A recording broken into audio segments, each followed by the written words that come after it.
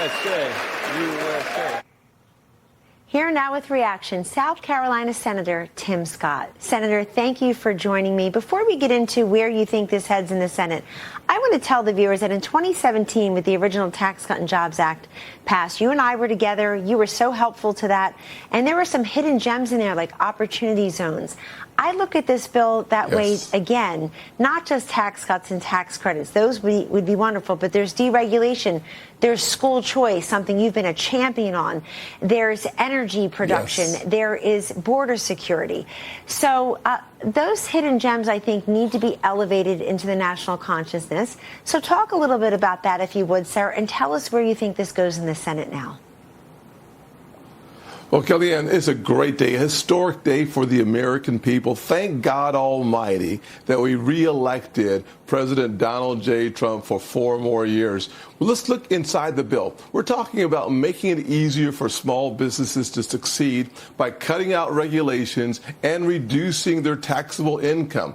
Think about the fact that President Trump and the House Republicans have stood up and simply said, illegal immigrants, you're no longer going to be able to get Medicaid. We're going to restore work requirements for Medicaid recipients. This means we're restoring purpose and destiny for the American people. We're also going to continue to work very hard to make sure that the single mother continues to have that 70% tax cut that was delivered in the 2017 bill. Over $6,000 on average went back to the American people because President Trump did his job then, and Senate Republicans, we will do our job now, from small businesses to American families to single mothers to school choice to reforms that will eliminate waste, fraud, and abuse in Medicaid.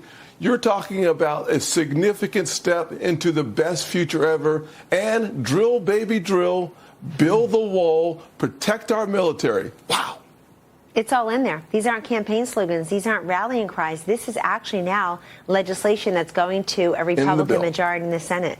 So, Senator Scott, yes, they did erupt in cheers in the House today when Speaker Johnson announced that the bill had, big, beautiful bill had passed. But not everyone was happy. Not a single Democrat, not one, voted for this. How can that be when we have 11 Democratic members of Congress sitting in districts that President Trump also won?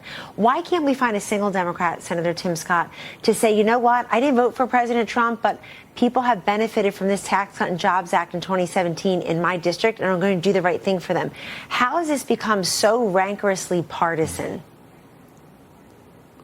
Kellyanne, you asked a very important question that the American people deserve an answer. And I got to just tell you, I don't understand how they spend more time talking about an MS-13 gang member in El Salvador than they do a single mother working perhaps 2 jobs. Why not cut her taxes and keep them there? Why not talk about tax on tips and why it's so important for us to help the blue-collar comeback? They're not interested in the blue-collar comeback. They're not interested in the single mother cutting her taxes by 70%, as President Trump has already done. They're more interested in illegal immigrants getting Medicaid. They're more interested in illegal immigrants, MS-13 members, coming back to our country. Let's put the American people first. That's why the America First agenda is on time, and we are delivering for the president, but more importantly, for the American people. Elections, Kellyanne, have consequences.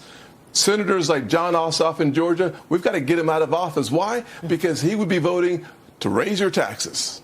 Yeah, clearly, I think he's proud of it, in fact. And single moms, like the ones that reached you and me, Senator, they should be cheering this bill.